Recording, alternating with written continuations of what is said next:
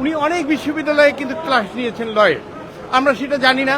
আমরা দেখেছি যে আন্তর্জাতিক ট্রাইব্যুনালে ইতিপূর্বে উনি যেভাবে তার বক্তব্য উপস্থাপন করেছেন সেগুলোও কিন্তু দেখার বিষয় আর কি। আমি মনে করি মরহুম আব্দুর রাজ্জাক, ব্যারিস্টার আব্দুর রাজ্জাক আমাদের দেশের সম্পদ।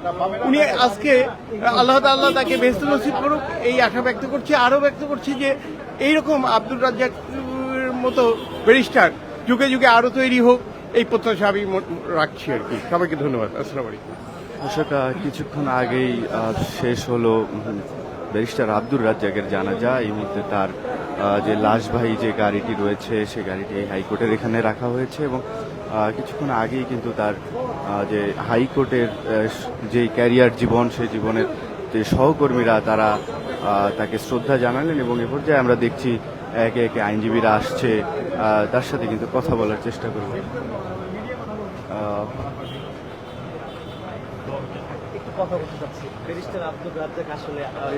আসলে আমাদের শ্রদ্ধেয় এবং সম্মানিত আইনের জগতে উপমহাদেশে একজন শ্রেষ্ঠ ব্যক্তিত্ব। এই উপমহাদেশে আইনের ক্ষেত্রে উনি বাংলাদেশে যেই ভূমিকা বিভিন্ন সময় রেখেছেন জাতির জন্য, মানুষের জন্য, এটা অবসরণীয়। এরপরে হচ্ছে যে সবচেয়ে সিটিজেন ল, যেটা নাগরিকত্ব আইনের ব্যাপারে উনি যে লড়াই করেছেন, এটা আসলে ইতিহাসে হিস্ট্রিক্যাল একটা অধ্যায়। উনি অত্যন্ত ভালো ছিলেন, আইনজ্ঞ ছিলেন এবং জ্ঞানী ছিলেন, মেধাবী ছিলেন। সবচেয়ে হলো মুখের ভাষাটা এত সুন্দর ছিল যেটা বলার মতো নয়। আমি জীবনে উনাকে সব সময় স্মরণ করি। সবচেয়ে হচ্ছে যে উনি সাংবিধানিক বাক্যটা এত সুন্দর করে দিতেন যেটা বলার মতো না। আমি আল্লাহর কাছে দোয়া করছি আল্লাহ যেন ওনাকে জান্নাতুল ফেরদাউস নসিব করে, পরিবারদেরকে আল্লাহ তাআলা ধৈর্য দান করে।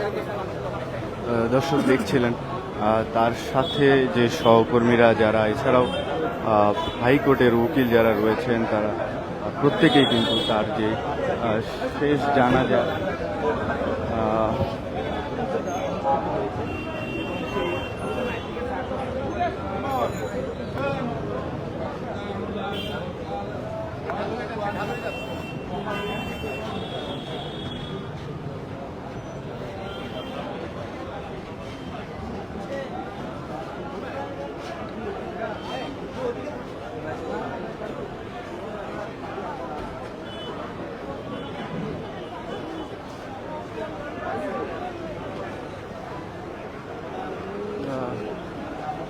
একজন ব্যক্তি ছিলেন। উনি আইন পেশাকে এমনভাবে নিয়েছিলেন, দল মত নির্বিশেষে, ধর্ম বর্ণ বাছ বিচার করতেন না।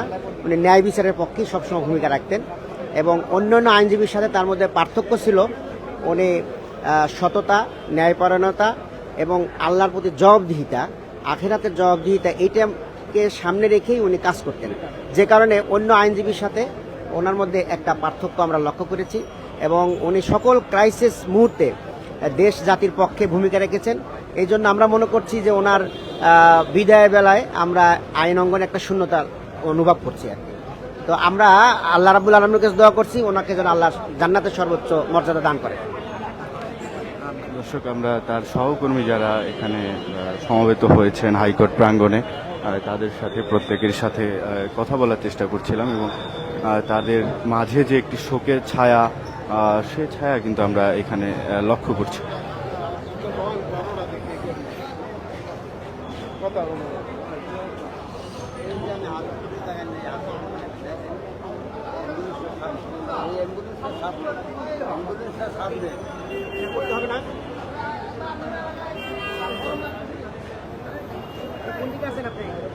দর্শক, আপনাদেরকে আরেকটু জানিয়ে রাখতে চাই যে 2013 সালের 18 ডিসেম্বরের দেশ ছাড়ার আগে তিনি জামায়াতের সেক্রেটারি জেনারেল ছিলেন। এরপরে 2013 সালের মানবতা বিরোধী অপরাধ ট্রাইব্যুনালে জামায়াত ইসলামের নেতাদের বিরুদ্ধে বিচারের সময় তাদের আইনজীবী হিসেবে কিন্তু এই যে ব্যারিস্টার আব্দুর রাজ্জাক তিনি ছিলেন এবং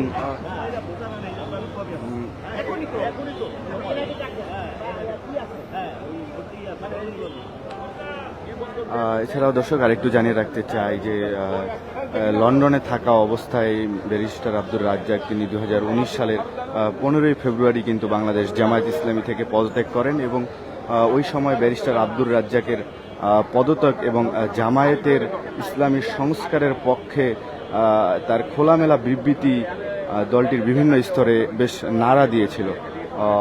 এরপরেই কিন্তু বাংলাদেশের রাজনৈতিক পট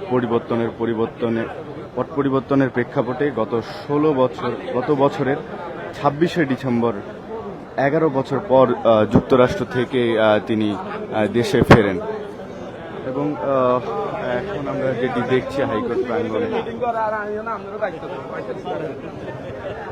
তার সহকর্মী যারা তারা প্রত্যেকেই এখানে আসছেন এবং তাদের যে সহানুভূতি প্রকাশ এই শোক সেটি কিন্তু তারা প্রকাশ করছে। আমরা একজন আরো আইনজীবীর সাথে কথা বলতে চাই এবং জানতে চাই। আপনারা জানেন অধ্যাপক গোলাম আজমের মামলা থেকে শুরু করে 21শে টিভির মামলা থেকে শুরু করে বাংলাদেশের যত বড় আলোচিত মামলাগুলো ছিল সবগুলো মামলা কিন্তু ব্যারিস্টার আব্দুর রাজ্জাক তার জীবনে মামলা হেরেছেন। যুদ্ধাপরাধের তথাকথিত মামলা ছাড়া অন্য কোনো মামলায় তিনি হারেন নাই বলে আমরা জানি এবং এটা বাংলাদেশের ইতিহাসে এটা বিরল ঘটনা এবং একজন মানুষ বিশেষ করে ফৌজদারি মামলার ক্ষেত্রে তিনি এত বেশি এক্সপার্ট ছিলেন তার মানে এটা আওয়ামী লীগ বিএনপি নির্বিশেষে জাতি ধর্ম নির্বিশেষে সবার কাছে সর্বজন শ্রদ্ধেয় এবং তিনি যখন আইন অঙ্গনে দাঁড়াতেন তখন সবাই তার বিচারক থেকে শুরু করে সবাই তার কথা শুনতো।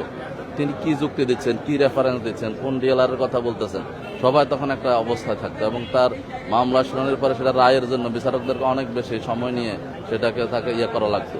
এই জন্য আমরা মনে করি আজকে ব্যারিস্টার আব্দুর রাজ্জাক শুধুমাত্র একজন আব্দুর রাজ্জাক নয়, তিনি একজন আদর্শের মূর্ত প্রতীক এবং আইন অঙ্গনে থেকেও মানুষের যে নেগেটিভ ধারণা সেখানে তিনি সততার সাথে, ন্যায়ের সাথে এবং তার সেই দক্ষতার সাথে কিভাবে সার্ভ করতে হয় জাতিকে, ন্যাশনকে, সেটা তিনি দেখে গেছেন।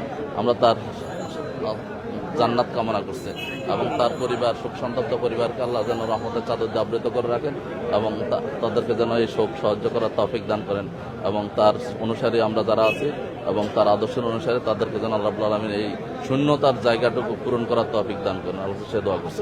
ব্যারিস্টার আব্দুর রাজ্জাক তিনি চলে গেছেন পৃথিবী থেকে, আসলে এই যে আইনজীবী বা সুপ্রিম কোর্টের একটা শূন্যতা তৈরি হয়েছে, এটা কি আসলে পূরণ হওয়া সম্ভব বা পূরণ হবে কিনা? ধন্যবাদ। আসলে আজকে আমরা সবাই শোকাহত, ব্যথিত। আমাদের senior learned barrister Abdur Razzaque sir supreme court বারের একজন ছিল আইডল এবং এই আইন অঙ্গনে আমাদের তরুণদের এবং সকলের তিনি একজন অনুসরণ ব্যক্তি ছিলেন। তার শূন্যতা কেটে ওঠা অনেক সময় সাপেক্ষ। তিনি অনেক একজন ভালো মানুষ ছিলেন। অনেক বিজ্ঞ লার্নেড তার অপিনিয়নে বলল যে তিনি ন্যায়টাকে সবসময় প্রাধান্য দিত এবং আইনি প্রতিকার মানুষকে দেওয়ার জন্য খুব প্রতিকার দিত। ধন্যবাদ, আমরা তার জন্য দোয়া করি।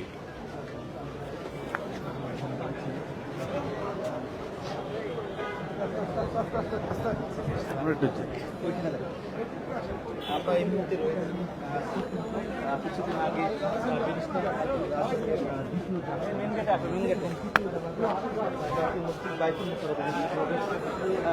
ব্যারিস্টার আব্দুর রাজ্জাক তিনি মারা গেছেন, এই যে তার যে শূন্যতাটা যে তৈরি হয়েছে মানে কিভাবে দেখছেন এবং তার যে ব্যক্তি জীবনটা আসলে আপনার কাছে কেমন লেগেছে, কেমন ছিল ব্যক্তি জীবন?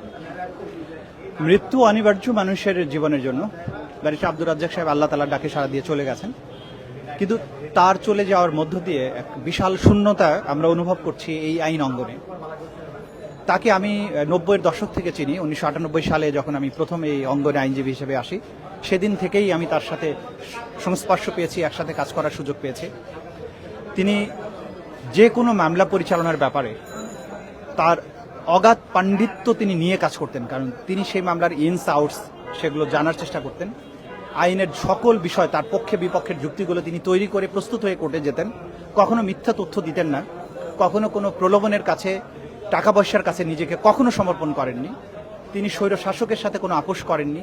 তিনি বাংলাদেশের নির্যাতিত নিপীড়িত যে রাজনৈতিক নেতৃত্ব ছিল, যাদেরকে ফাঁসিতে হত্যা করা হয়েছে, তাদের মামলা পরিচালনা করেছেন ট্রায়াল কোর্টে এবং সুপ্রিম কোর্ট পর্যন্ত। সেখানে কোনো বিনিময় কখনো নেননি। দেশের জন্য তার অসম্ভব ভালোবাসা ছিল। তিনি বিশ্বাস করতেন বাংলাদেশে যে সম্পদ আছে, বাংলাদেশের যে ভবিষ্যৎ, স্বৈর শাসক সেটা হতে দিচ্ছে না। সে কারণে তিনি নতুন এক বাংলাদেশের স্বপ্ন দেখতেন। 12 বছর তিনি দেশে বাইরে থাকতে বাধ্য হয়েছিলেন। বিপ্লবের পরে বাংলাদেশে ফিরে এসে তিনি বাংলাদেশ নতুন করে তরুণরা যে গড়ার স্বপ্ন দেখছে সেই যাত্রায় তিনি শরীক হতে চেয়েছিলেন, কিন্তু আল্লাহ তাআলার ফয়সালা ছিল না বলে তিনি এই যাত্রায় আর নেই। কিন্তু তার স্বপ্ন ছিল যে এই দেশের তরুণেরা বাংলাদেশকে বিশ্বের দরবারে একদম সম্মুখ সারিতে নিয়ে যাবে। বাংলাদেশের জেনারেশন স্বৈরশাসক হটানোর যে অসাধারণ কাজ করেছেন সেই ব্যাপারে তার মধ্যে গভীর কৃতজ্ঞতাবোধ ছিল। তরুণ প্রজন্মকে সবসময় তিনি স্মরণ করতেন এবং তিনি বিশ্বাস করতেন এই তরুণরাই বাংলাদেশকে বদলে দিতে পারবে। আজকে তার চলে যাওয়ার দিনে আমরা বিশ্বাস করি জাতির নতুন যে দিন এসেছে, তরুণ প্রজন্ম বাংলাদেশকে সেই জায়গায় নিয়ে যাবেন। আমরা দৃঢ়ভাবে বিশ্বাস করি বাংলাদেশের সেই স্বপ্ন পূরণের দিন এসেছে, সময় এসেছে। বাংলাদেশের এক নতুন জেনারেশন এসেছে যারা এই বাংলাদেশের খোল নলচে বদলে দিতে পারবেন, ইতিহাসকে বদলে দিতে পারবেন। তারা ইতিহাস বদলে দিয়েছেন ইতিমধ্যে। সামনে এবার দেশ গড়ার যে পালা, সেই যাত্রাতেও আমাদের নতুন জেনারেশন জি, তারা সেটা করতে সক্ষম হবেন। এটা আমাদের দৃঢ় প্রত্যয়, বিশ্বাস এবং তাদের প্রতি আমাদের ভালোবাসা। Thank you.